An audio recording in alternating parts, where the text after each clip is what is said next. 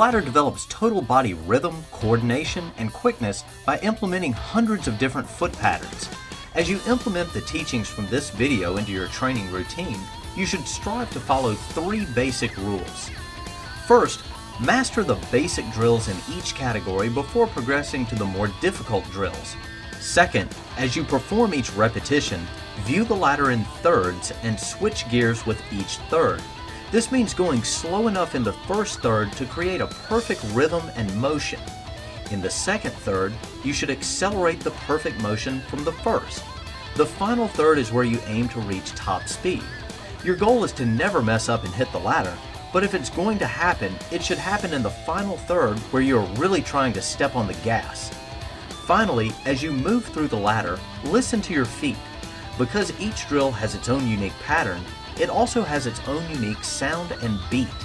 Concentrate on this sound and making it gradually increase in tempo. By following these 3 basic rules, you will ensure that you get the most out of your ladder training.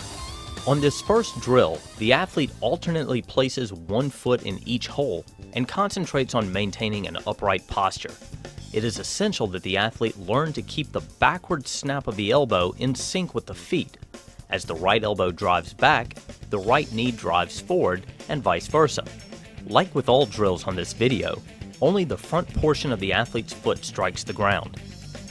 2-foot runs is performed exactly the same way as 1-foot runs, except that both feet must now land in each square. Motions here are shorter and faster than those used in 1-foot runs. Be sure to perform equal repetitions leading with your right and left foot. The most basic lateral motion drill is a lateral run. In this drill, both feet land in each square before moving on to the next square. It is of utmost importance that an athlete keep their shoulders in a position parallel with the sides of the ladder. By maintaining this position, the athlete is capable of reversing their movement from left to right. Athletes that begin to open their shoulders towards the direction they are moving leave themselves vulnerable to a cutback by the offensive player. As with all lateral drills, make sure you give equal attention to performing reps both to your left and right. The cross-country skier drill requires lateral balance and nimble feet.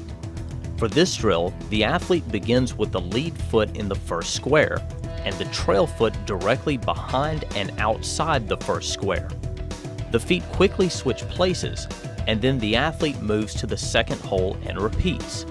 As with all lateral drills, the athlete should aim to keep his shoulders locked in a position parallel with the sides of the ladder. This version of hopscotch, the athlete starts with both feet inside the first hole, and then hops forward and lands with a foot on either side of the second hole. This pattern is repeated through the entire length of the ladder.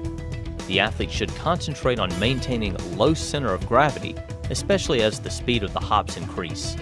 Straddle hops place the athlete in a low, wide-based defensive position. The athlete should pretend he has a board between his ankles that keeps the feet locked in approximately 2 feet or more of separation.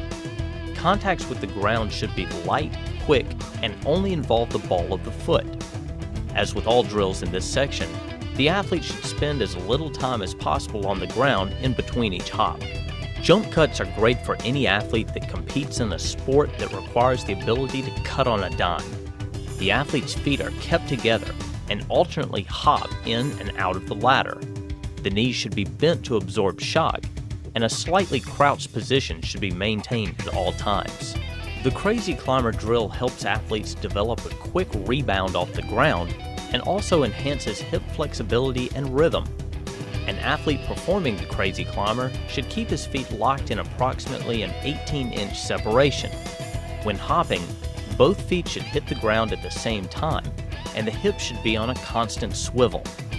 Notice that the athlete always pivots off the foot on the inside of the ladder, and that the athlete's upper body generally remains pointed